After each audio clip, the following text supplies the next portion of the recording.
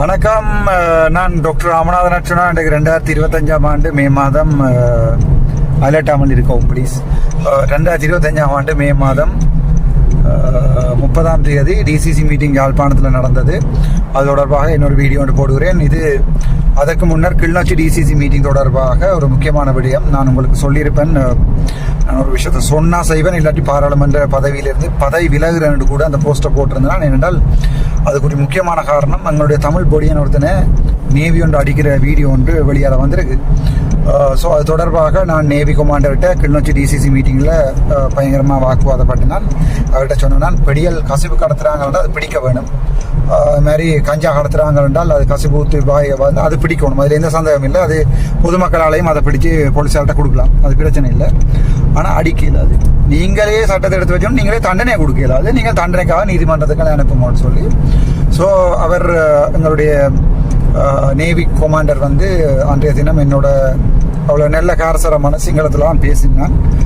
அவர் பேசுறதுக்குரிய உரிமை எனக்கு இல்லை. அவரோட காரசாரமாக அந்த பதில சொன்னேன், நான் அப்படி செய்ய வேண்டாம், அது சரியான பிழை என்று. அதே நேரம் நான் கிளிநொச்சிக்கு பொறுப்பான டிஐஜிட்ட அது கம்ப்ளைண்ட் நான் சொன்னேன், நீங்கள் ஒரு வழக்கொண்ட எடுக்கிறதுக்கு கூட உங்களுக்கு கஷ்டமாக இருக்குது, ஏன் அந்த வழக்கு எடுக்கலை என்று கூட நான் கிளிநொச்சிக்கு பொறுப்பான பொறுப்பு அதிகாரிகிட்ட நான் கேட்டிருப்பேன். அப்படி கேட்ட நேரங்களில் தர்மபுரம் ஓஎஸ்சி அவர் வந்து பின்னால் இருந்தவர், அவர் ஒரு இதொண்டை எஃப்ஐஆர் என்ற ஃபோட்டோ காப்பி ஒன்றை எடுத்துக்கொண்டு அவர் காட்டினார். அதில் என்னென்றால், அந்த வழக்கு முறைப்பாடாக எடுக்க எனக்கு விருப்பம் இல்லை, சமாதானமாக போகிறேன் என்று சொல்லி சம்பந்தப்பட்ட அந்த தம்பி வந்து சைன் பண்ணி தந்திருக்கிறார் என்று அவர் அதை டிசிசி மீட்டில் எங்களுக்கு பெரிய பொய் ஒன்று சொல்லியிருப்பார்.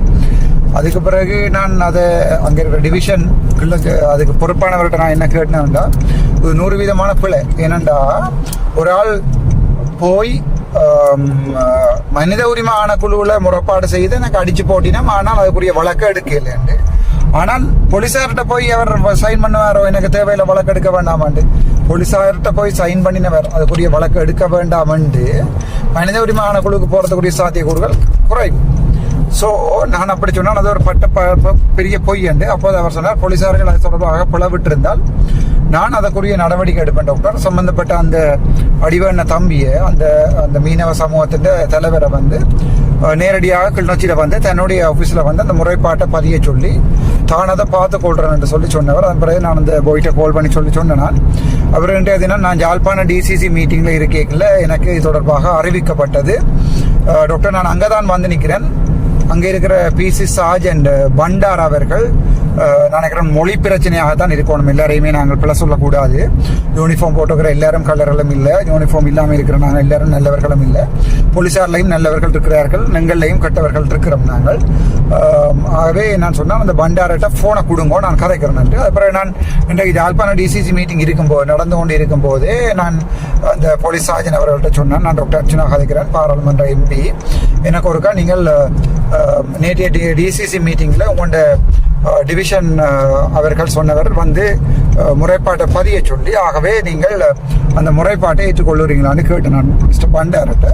அப்போ அவர் சொன்னார், டாக்டர் போடும்போது நான் HQ8 கொடுக்குறேன், கிளிநொச்சி HQ8 கொடுக்குறேன், அவர் இது தொடர்பாக உங்களுக்கு கதைப்பாருண்டு. அது பிறகு ஃபோன் கொடுப்பட்டது, பாருங்க ஃபோன் அவர்கிட்ட கொடுப்பட்டது. அப்போது HQ என்னோட கதைச்சிட்டு சொன்னால், இப்படி கம்ப்ளைண்ட்டை ஃபர்ஸ்ட்டாக எடுங்கோ, நீங்கள் அதை கோர்ட்ஸுக்கு போகிறதா இல்லையான்றதை நீங்கள் தீர்மானிக்கலாம், போலீஸாருக்கு அதுக்குரிய அதிகாரங்கள் இருக்கு தானே, கம்ப்ளைண்ட் ஃபர்ஸ்ட்டாக எடுங்கோன்னு சொல்லி. அதுக்கு பிறகு அவர்கள் ஹோம் டாக்டர் நானும் வந்திருந்தேன். நான் அந்த முறைப்பாடை நாங்கள் ஏற்றுக்கொள்கிறோம்னு சொல்லி இன்றைய தினம் முறைப்பாடு பதியப்பட்டிருக்கிறது.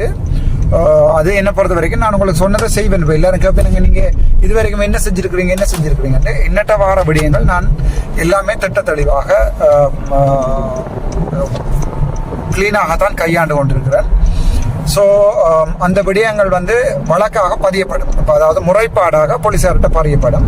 இனி போலீஸார் தான் அதில் எந்த செக்ஷனுக்கு கீழே அவர்களுக்குரிய ஃபர்ஸ்ட் ரிப்போர்ட்டை கொண்டு பி ரிப்போர்ட்டை கொண்டு போடுறதா, அல்லது அவருடைய சார்ஜ் ஷீட் ஃபைல் பண்ணுறதா, அடித்ததா, காயங்கள் இருக்கா, MLF ரிப்போர்ட் என்ன சொல்லுகிறது, MLR என்ன சொல்லுகிறது என்பது தொடர்பாக போலீஸார் தான் அடுத்தடுத்த முடிவுகளை எடுக்க வேண்டி வரும். ஆனால் அந்த இவர் சொல்லப்பட்ட குற்றம் என்னென்றால் அந்த முறைப்பாட்டை ஏற்றுக்கொள்ளவில்லை என்றது.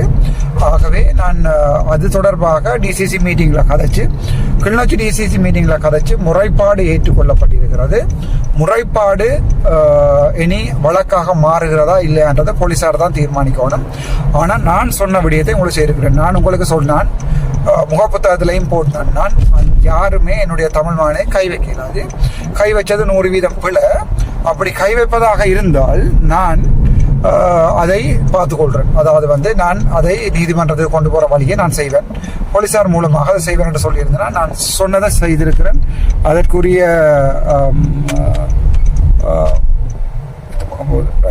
அதற்குரிய நான் சொன்னதை செய்திருக்கிறேன். அதற்குரிய ஆதாரங்களோட வீடியோ நான் இதில் போட்டிருக்கிறேன். ஆகவே இதுக்கு மேலேயும் யாரும் என்ன திட்டவும் பேசவும் இயலாது. சொன்னா செய்வேன், சொன்னதை செய்திருக்கிறேன். நன்றி, வணக்கம். உங்களுக்கு ஏதாவது பிரச்சனை இருந்தால் நீங்கள் நேரடியாக என்னோட தொடர்பு கொள்ளலாம். தனிப்பட்ட காணி வழக்குகள், காணி பிரச்சனைகள் எனக்கு எடுக்க வேண்டாம், தயவு செய்து. அதுகளை ஒன்றும் செய்யலாது. ஆனால் என்னுடைய இலக்கா 94 77 586 99 24. மக்களுக்கு அநீதிகள் எங்கேயாவது நடந்தால் நீங்கள் எனக்கு தெரிவிக்கலாம்.